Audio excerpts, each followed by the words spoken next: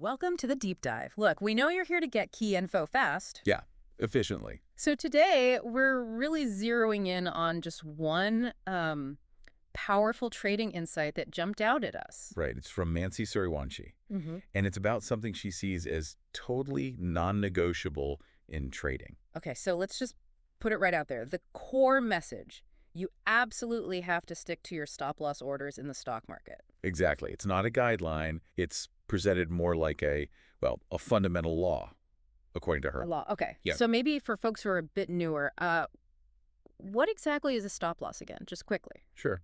Think of it like an eject button you set up before things go wrong. Yeah. You pick a price, Right.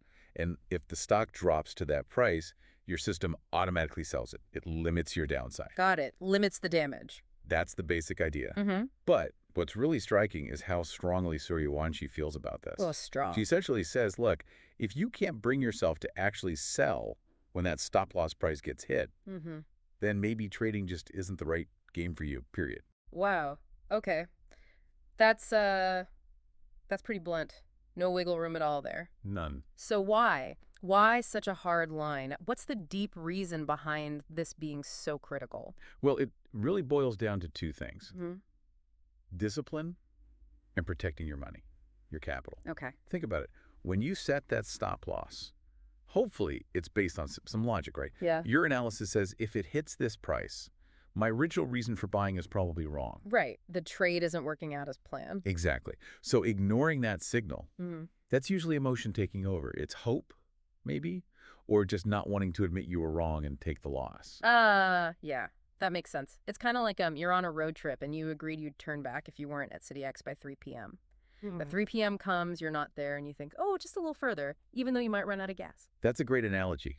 And Suryawanshi's point is that your trading capital is your gas. You run out, you're stuck. Protecting the fuel tank. Precisely.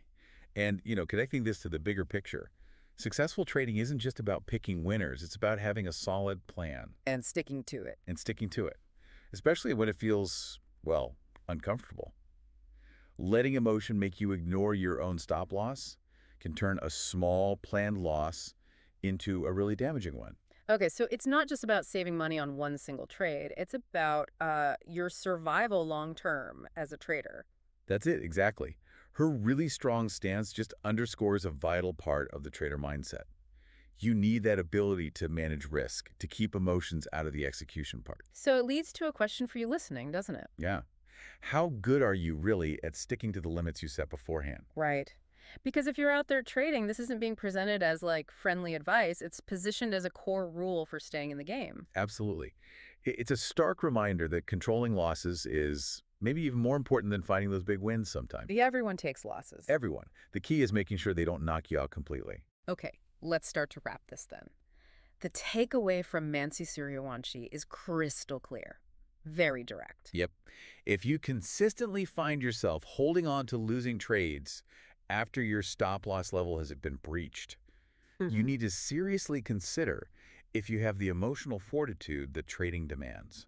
It's about that discipline, making the tough call based on your plan, not on hope or fear. That's the heart of it. Ignoring your stop losses consistently. It's like, I don't know, deciding you don't need seatbelts or airbags in your car. Oof. Okay, so here's the final thought we want to leave you with today. Go on.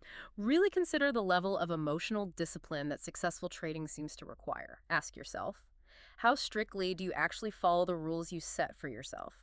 Can you pull the trigger and exit when your plan says to, even when it hurts a bit? Or does emotion often win out? Think about your own risk management. It might be the most important thing you reflect on. Definitely something to chew on. That's our deep dive for today.